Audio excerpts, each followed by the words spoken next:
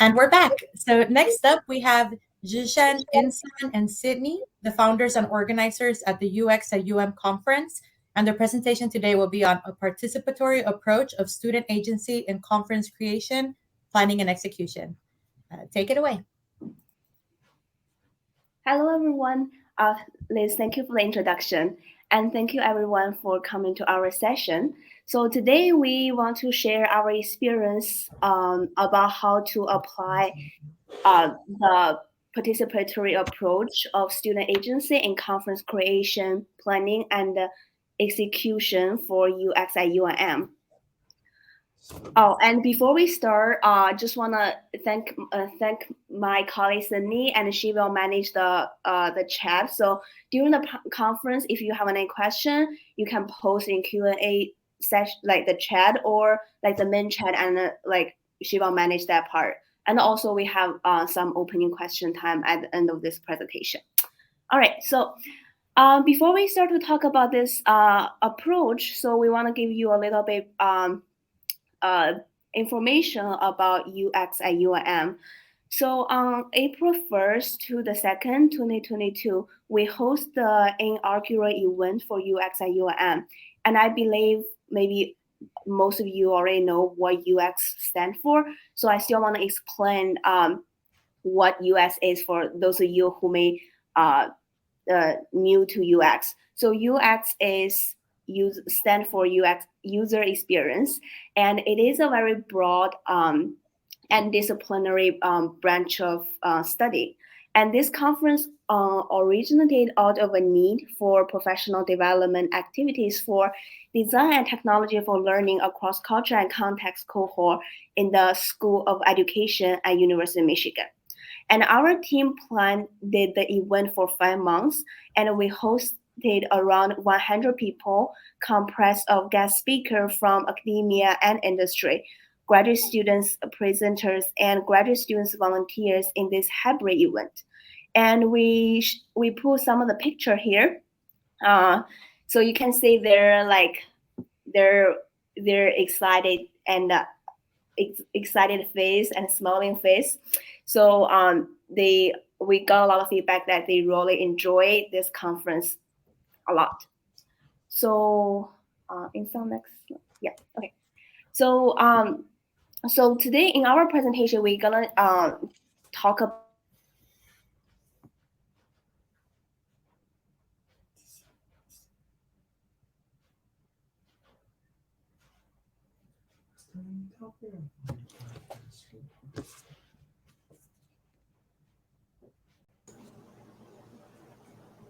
Xuechen, we can't hear you. You sound like All right, Sally, maybe I should do this one and you can work on your audio. Okay, yeah. Oh, wait, no, we hear you. we can hear you. Go again. Oh, no, what's the last thing that you heard? Sorry, I don't know. Start from the beginning of the slide. Okay.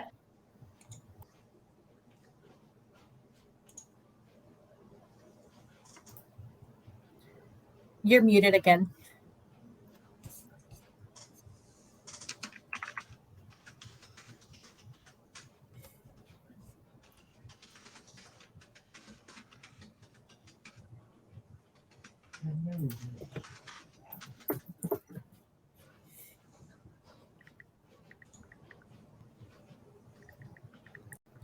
Sydney, would you like to take over? Yes. I don't know why I'm getting an echo, but I'm going to go for it. All right, so we are applying Don Norman's 7 stages of design that comes from the psychology of everyday things, or the psychology of everyday things. So for step 1, we formed our goal, meaning, like Xuechen said, we wanted to create a professional development opportunity for graduate students. We were in a seminar that wasn't providing us an opportunity. So Insan and Xuechen and I happened to be in the same class called How We Learn. And one day after the class, we were talking about our frustrations. And I mentioned that the Center for Academic Innovation had a student innovation fund, and we could apply for money. And so the three of us, not knowing one another that well, just started collaborating and creating a proposal. So we just want to lift up from this slide that the main focus was to enable more student agency, for graduate students not to have to wait around for faculty who seemed very uninterested in helping us develop professionally. We wanted to develop professionally, and we also wanted to help others develop professionally. And we're not going to go through every bullet point, but we can certainly share our slideshow with you. So if we want to go to step 2, Insan. And by the way, we can't stop working together. We love working together so much that we decided to do this presentation, and afterwards we want to write a paper about what we did and create a blueprint for graduate students across the world who are desperate to find self-agency and create professional development opportunities. So from this, I'd just like to lift up the bullet point of treat graduate students with dignity and respect. A lot of academic conferences are for faculty, and while they might have a student division, the students take the back seat to faculty. So we decided to only ask graduate students to submit proposals. We did fill in a little bit with professional speakers. Megan was one of them. She closed out the conference, which was really great. But we basically said, if you apply for the conference as a graduate student, if you submit a proposal, we are going to find a place for you. So there was very little screening. They did not have to submit a full paper. It could have just been an idea. We wanted to give them the full experience of being in an academic conference and being treated as a scholar with dignity and respect. And even you saw in the first slide with the photos that they were all very happy to be there, and by the way, this was going on during the hash bash. So when all of Ann Arbor smelled like marijuana, our graduate students were inside sharing knowledge and basically a meeting of the minds, presenting digital prototypes and their own take on user experience and learning experience design. All right, so step 3 is selecting from possible actions, and we had a lot of choices to make. We created and made a lot of choices. So we had to decide what day the conference was going to be on. We decided to do it after our spring break, but not into our final exams. And we didn't want it to overlap with the CHI, the big International Human Computer Interaction Conference, especially because even though we were in the School of Education, we wanted to work with the School of Information because they study UX in the School of Information. There was a requirement that we had to align our project with Michigan Online. So we should just make a plug for Michigan Online right here. They offer a lot of courses in Coursera. I took Mark Newman's Introduction to User Experience myself, and that's what inspired us to choose UX as our conference theme. It's a great class, by the way. And we really wanted to make a place for academia and industry to connect. We had a wonderful connection to Michigan UXPA, and Keith Instone, who ran his first UX conference back in 1994, served as a gratis mentor for us and helped us connect to industry experts. Tom Drake in the School of Education is the one who connected us to Megan, and we were so happy that she spoke to our conference and brought some of her staff physically, and also they came, they attended virtually. All right, next slide, Insan. Okay, so thank you. You want to talk about the next one? Yep, Sydney, thank you so much for talking about the first 3 steps, and I'll continue to talk about how we completed the 7 steps by executing the actions. We stick to the goals and objectives with executing all the preparations, and how we reassured our planners and created an open and supportive dialogue within the leadership team. We also created such supported dialogue within the leadership team to ensure the transparency in communication. So, also regarding the conference venues, fundings, and human resources, we asked for help several months in advance to ensure every task throughout the planning and execution of UX and has some people in charge. And but the next, in stage 5, we perceived the change and state of the world. And in particular, before the conference, people studying at the School of Education wanted to see something interesting to happen, but most of whom were confused about what are hot themes to learn from giants and through a conference. So during the conference, we observed that students took the agency and showed self-efficacy in organizing the event. As they became more familiar about the topics, guest speakers, and become clear about the purposes of UXU, and they also showed excitement and enthusiasm during the session discussions, which was an amazing driving force to catalyze novel ideas. We also perceived that we offered a great chance to solidify the research lines between the School of Information and School of Education through forming a cohesive knowledge sharing community, which is so important to drive collaborations.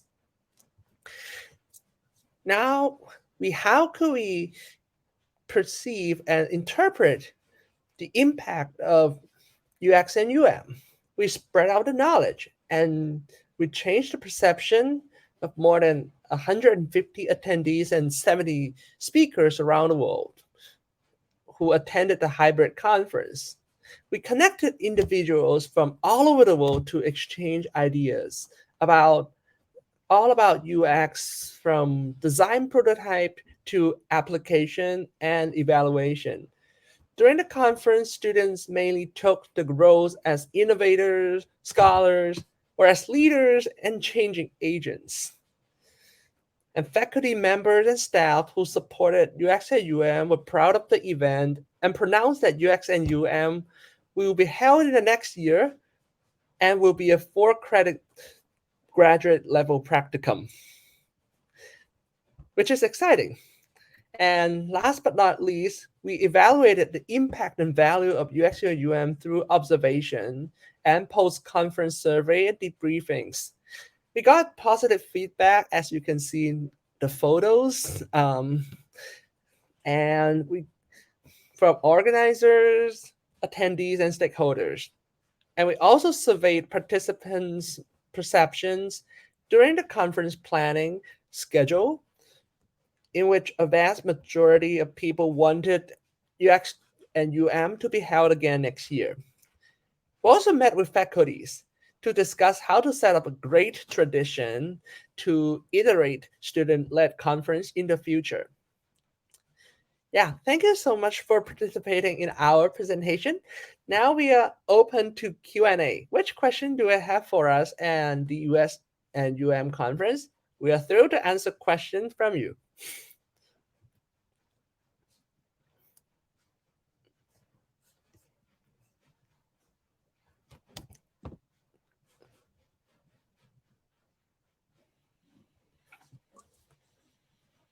And also just want to add one point. I hope you all can hear me right now.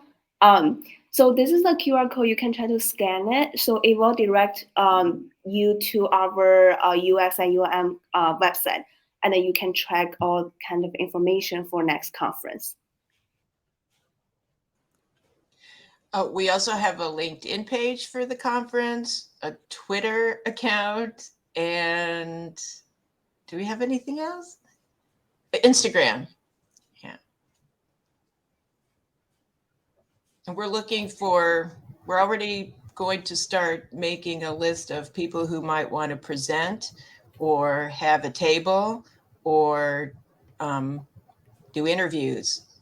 We want to expand the conference and have a job fair. You have a question from Megan. Do you have dates set for next year?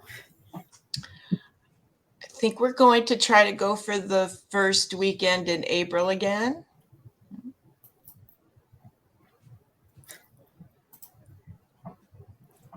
Awesome. Thank you so much. We can tell you a little bit more about the practicum since we have 5 minutes. So we did secure a faculty sponsor for next year, Dr. Liz Kolb.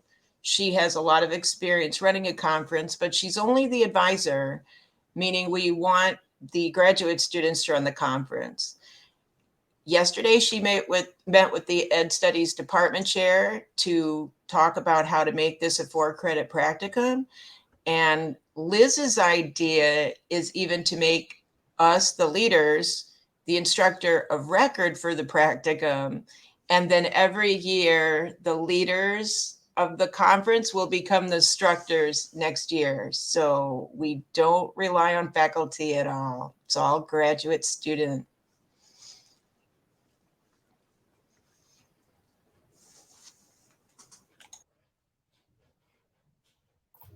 There's one more question from Megan. Oh, thank you so much for that question. So what I did was I went online and I found a great manual for conference planning from the National Communication Association. And we started with Zooms for anyone who may wanted to join our team. And there weren't a lot of early adopters. They were like, what are you even talking about? They really didn't want to get involved because there was nothing there. As we developed the conference and it got traction and it was on social media with even the University of Michigan advertising the conference on their LinkedIn page, we did get some interest toward the end. But if anybody wants to start a conference from scratch, I suggest the National Communication Association guide for conference planning.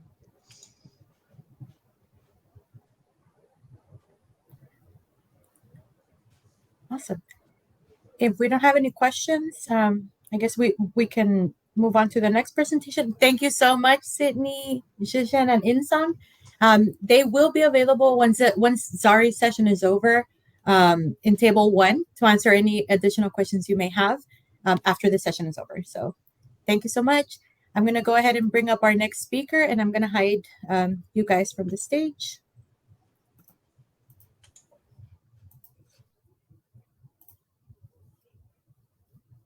Okay.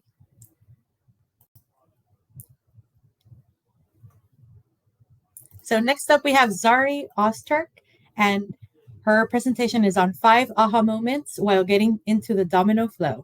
Zari, take it away. Hello, everyone.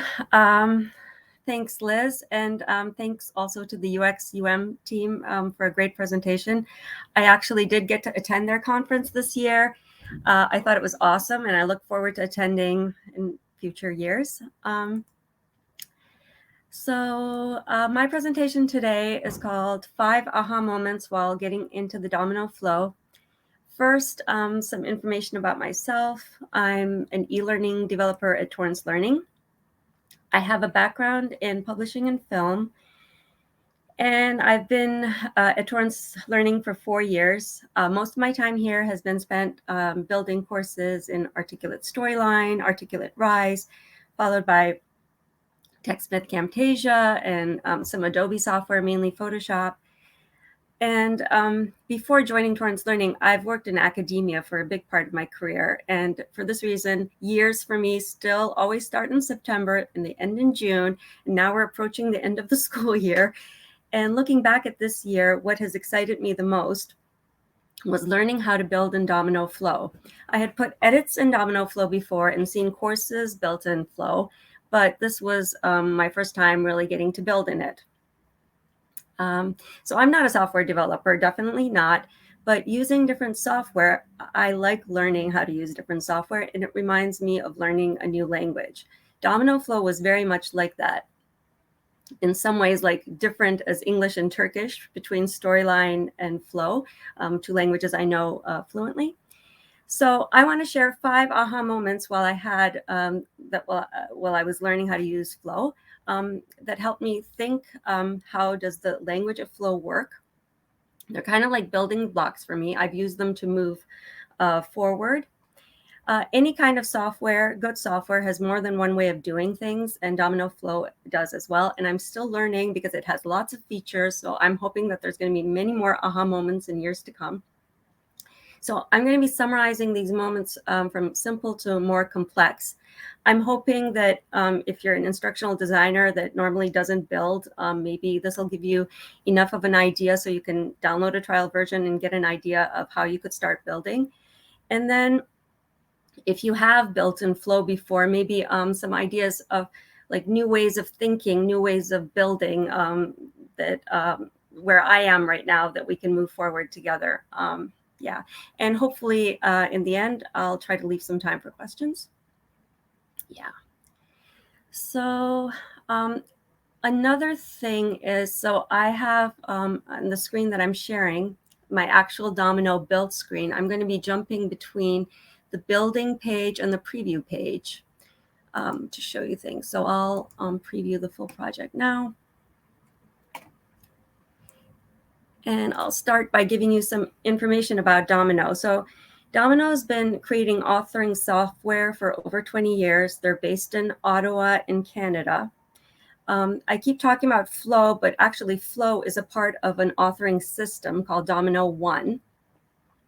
So the system has like 3 main tools that work together. So Claro is the one that was first built in 2011. It's more for building traditional e-learning courses, like more like using PowerPoint.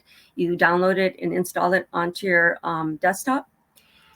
Dominoflow, the one that I've really gotten involved with this past year, was built in 2015. It's a cloud-based software. It's their responsive authoring tool.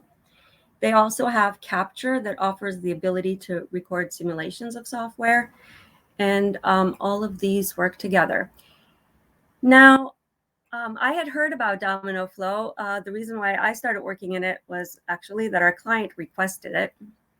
And for this talk, I kind of did some research, like trying to wonder who in this presentation here would know about Dominoflow, how much they would know about it. So I did some research. And the Learning Guild does research on authoring tools every year. So their 2021 research shows they, did research on their users. 69% said they used Storyline 360. 53% said they used Rise. 47% said they used Camtasia, which kind of mirrors like the software that I've been using at Torrance Learning. And when you come all the way down, Domino One is used 2.8%. So I'm guessing that maybe not a lot of you have heard of it. However, when you look, you see that Domino is winning a lot of awards. So these are just 3 of them. They have many more. So 2020's leading e-learning authoring software provider by Corporate Vision magazine, top authoring tool company by Training Industry, best value of an authoring tool awarded by Capterra. And so they've won a lot of awards. And then when you look at the reviews, so it's maybe only 2.8%, but a lot of people are very intrigued. And I chose just one review here to share with you just because I feel like it's representative of most reviews. People are very excited about Domino and its features. And having built in it for the last year, I'm actually not surprised that they're excited. So 3 things come up when people talk about why they're excited about it: collaboration, accessibility, and responsiveness. So collaboration, because it's cloud-based, a builder can start building, another builder can jump in and continue. So that's really good. And you get a little icon of the other builder so I can see when someone's in a page that I'm in. So that was really cool. It has like this review tool, which is pretty robust, also cool. People love the accessibility it offers, compliance to latest accessibility standards. People are very excited about that. I haven't tested the accessibility features in Dominoflow, but I look forward to it. And then responsiveness, which I will come to in a second.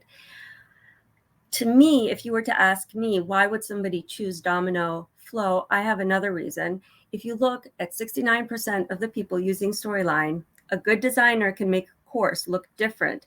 However, there's only so much that they can do. And once you're in it, courses built in Storyline look like courses built in Storyline. People try to hide it and make different things. But Domino kind of speaks a different language. So it actually does look different. It acts a little bit different. And I think that would be one of the reasons that I would choose Domino, to make something that looks unique and different than what everyone else is doing. Not to diss Storyline. I love Storyline. But it's nice to have different options. Okay, about the responsiveness. So the 4 years I'm here, we're always talking about who our users are, who our learners are, what they're going to be viewing the course in. So in many cases, we'll design for desktop, but then we'll know that some of the users, some of the learners are going to be doing this course on their phone. So then many websites and many e-learning tools, when they're working in different devices, they just shrink the content. So you get your same little container, but it's just smaller. So then you have to worry about things like, oh, well, 10% of the users may use this on a phone. So are they going to be able to read my text? Are they going to be able to click the button? Are they going to be able to do the drag and drop? And you're worried about this as a builder. So that's the responsiveness that people are very excited about, because just out of the box, Domino works a little differently. It puts all of the elements in different containers.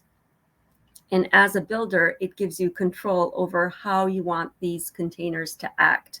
So instead of shrinking everything, which you also have the option of doing, you can, like if you have a 3-column layout on a desktop, you can say on the phone, I want you to show these columns one by one. So I didn't build this in mind with, so the 5 aha moments slide that I'm showing. I just tested it today, just out of the box, just to give you an idea what it does. So right here, when I'm previewing, I can see what it looks like on a tablet. It didn't shrink my text. It just sort of moved my image. This is the tablet sideways, and this is what it looks like on a phone. And as you can see, the text is still the same size. Now, when building, so I'll go out of this and show you, I also have control. I can see, if you are able to see these icons right here as I click through them, I can see while I'm building how it's going to look. And I also have enough control so I can program it and say, when somebody's viewing this on a phone, they don't need to see this image. Just hide this image when it's on a phone. And it's, yeah, pretty easy to do, and it's really awesome. And it's kind of like how much time and how much control you want over it. So it comes with some basic functionality. If you really want to fine tune it, then you're spending more time on it. But that's not even one of my aha moments. But so that's what is very exciting to lots of people. Okay, so let's move ahead and get started into my aha moments. Okay, I'm going to preview the full project again. And oh, I designed this as kind of like, you know, what they do in the cooking shows. So instead of waiting for it to bake, it'll just come out already and baked. So I've tried to do that with my 5 slides. So instead of watching me put all of the triggers and functionality in, it just moves you to the next stage. So my first day building in Flow, I pulled a template and wanted to do like a blog post kind of thing, 2 columns, kind of wanted to make it look like a magazine. Brought my title, brought my subtitle, brought my text in and my images, and was pretty happy. And then I previewed it, and I was kind of disappointed a little bit because I didn't like the margins. And many cloud-based tools actually don't give you control, even though they look really nice. When you decide you want to move text, you can't. So that was the first thing that really made me happy about Domino. It's a really unassuming little button, but once I discovered it, I was kind of trigger happy. It's this little one right here. apply outer and inner margins. And so this pops up. And the purple line around the text box shows you what the element is. So if you like, you can add margins to that. And I will just add some margins here. I don't want -2. And any designer knows that it's the relationship of the elements, text and images on screen, but it's also controlling the space, controlling your white space on the screen that makes it breathable and readable.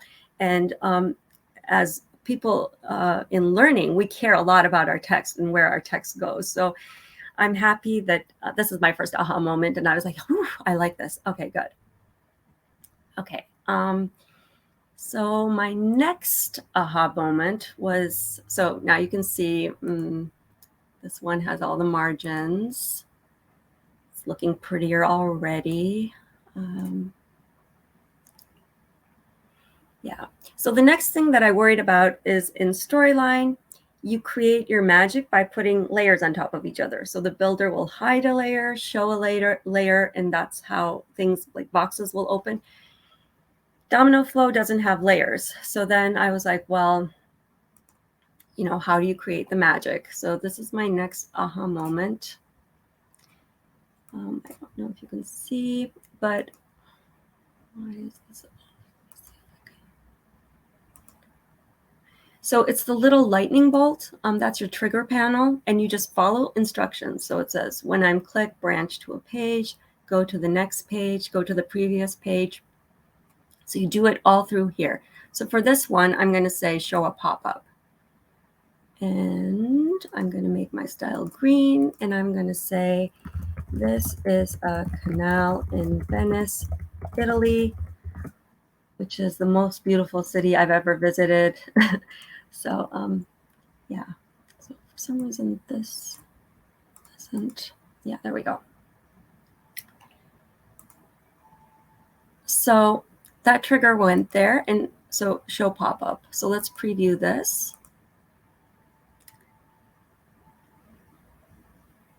Dum, dum, dum, dum. And there we got our pop-up. This is a canal in Venice, Italy. So that's fun. And that was exciting for me as well.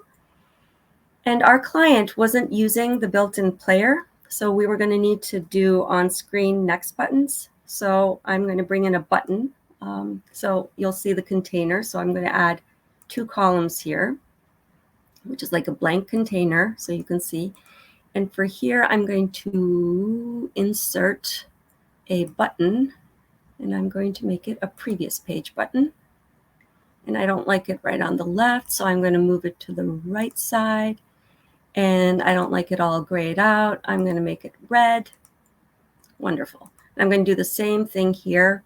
Button, next page. I'm going to make it red to match the other one.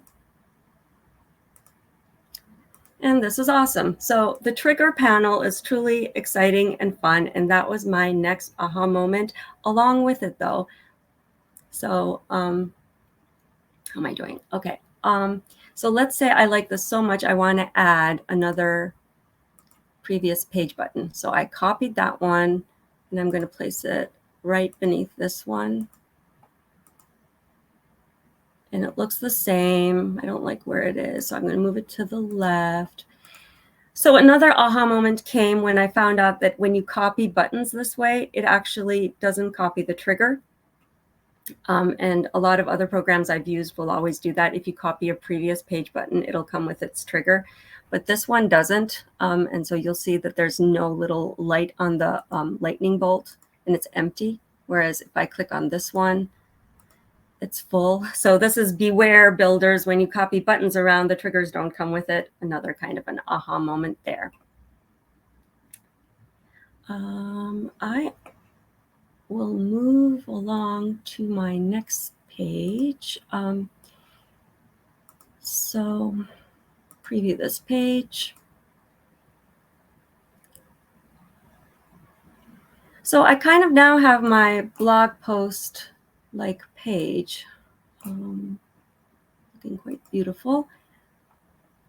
However, there's no action and no movement on it. It's very static. So my next thing was like, how am I going to create movement? And this seems really straightforward and obvious, but it took me a while to figure out. There's another kind of a trigger. So current actions, add another action. When I am clicked, see all. So the first trigger we had put here was when I am clicked, show a pop-up. Instead, we're going to do something else, and we're going to say, this is what triggers the event. So it can be like when I'm double-clicked, or when I'm right-clicked, or when this element shows. And there's variables here, so you can do a lot of things. But what I'm going to do here is I'm going to put a page timing trigger.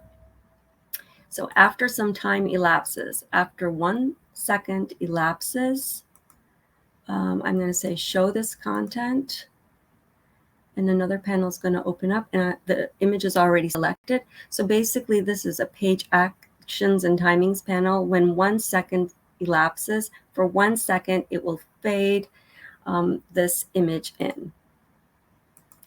So I can do like this one for 1 second, this one for 2 seconds. This is, by the way, like Taksim in Turkey, where I spent like at least 20 years of my life, Michigan Theater. So that'll appear in 3 seconds. So let's see how that works. It's funny how when you're practicing your presentation, you don't have enough to say. And when the actual presentation happens, like you're out of time. Funny how that happens, but let's preview it. And so this one appeared in 1 second, this one appeared in 2 seconds, and this one appeared in 3 seconds. So another aha moment I have with this is beware again, builders. So buttons, when you copy them, come with their triggers, don't come with their triggers. However, when you put a page timing trigger and you copy an image, that will come with its trigger. So if I were to copy this image, and I'm going to zoom out a little so you can see better. So if I were to copy this and paste it up here, which I normally wouldn't, but let's say I love it so much and I want to see this image a lot. So what happens is when I preview this, it's going to appear in 3 seconds because it copies that 3 second timer with it. So it's still not appearing. 1 second, 2 seconds, now 3 seconds, that one appeared. So that was an aha moment for me, because if you're copying images around and those page timing triggers are connecting to the image, you want to know that that's going to happen. So I will delete this. Finally, I have 2 other things that I want to show you. These are kind of things that I'm using as building blocks right now. So one of it, so in Domino, it's kind of like the surface of the water is the top of the page. That's the way I want to think about them. And these containers float to the top. So they hold, so if I were to delete this image of Venice, you would see that in many cases, the image of Taksim, the Galata Tower, the second one, would move in its place. So everything kind of floats to the top. And that kind of creates some opportunities for different things to happen. So for this next thing, our client wanted the next button to be inactive. And when the activity is completed, it activates. They did not want to use the player button. They wanted this to be a button on the page.